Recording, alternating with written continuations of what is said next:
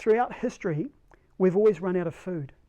Throughout our whole genetic history, and our DNA hasn't changed for 40,000 years. We've had the same DNA. At the very minimum, no change in human DNA. We're exactly the same as when we were cavemen. So when we look at the human DNA in cavemen and how we behave throughout history, was there always a service station or a supermarket open 24/7 to give us the worst high-calorie junk food available ever?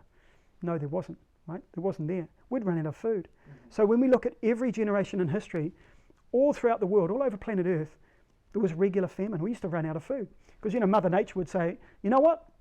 I think I'm going to have a volcano today. And the volcano would erupt. It would wipe out all the food. There'd be no food.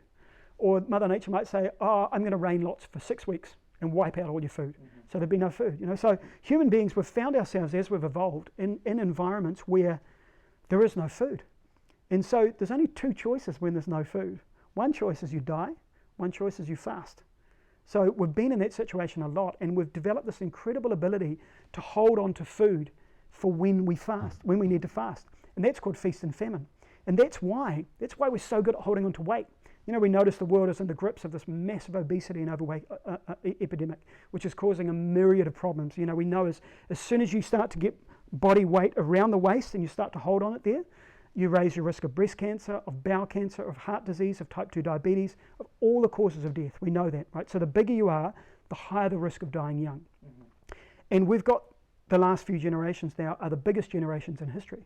And we know New Zealand is one of the biggest countries in the world in terms of our body size. We're either number 2 or number 3, depending on where Australia is at any given time, behind America. And you look at Canada and the UK, all over the world, it's happening. And what we've forgotten to do is how to fast, and we don't have to fast anymore, so fasting becomes a choice. Yes. Whereas through history, you had to. When the volcano erupts and wipes out the food, you can't go, oi, give me some food. You go, oh, okay. And what the body then does is it turns to the stored fuel on the body. And we call, when we've got body weight on the human body, we call it body fat. But what it is stored fuel. And it's stored on the body, and that's why we hang on to body fat so well. That's why we hold body fat, and that's why you've got an environment now where there's the worst, high sugar, high meat, highly processed, low fiber foods, the modern diet.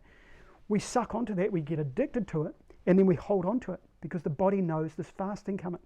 Genetically, we know there's a famine coming because there's always been famines. For 40,000 years, there's been famines. The last 100 years, there hasn't.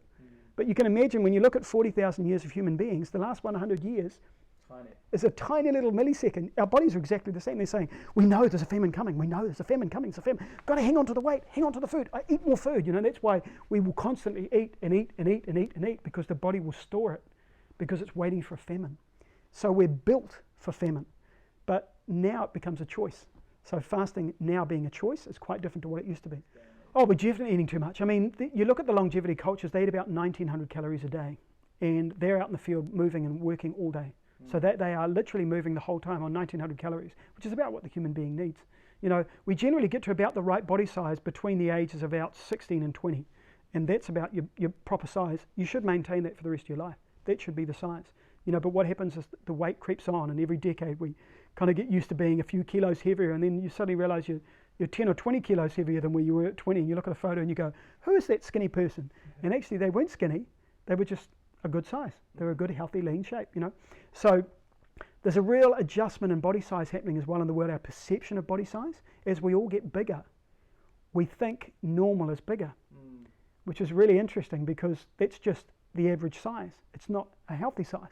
So there's that kind of changing perception of body size as well.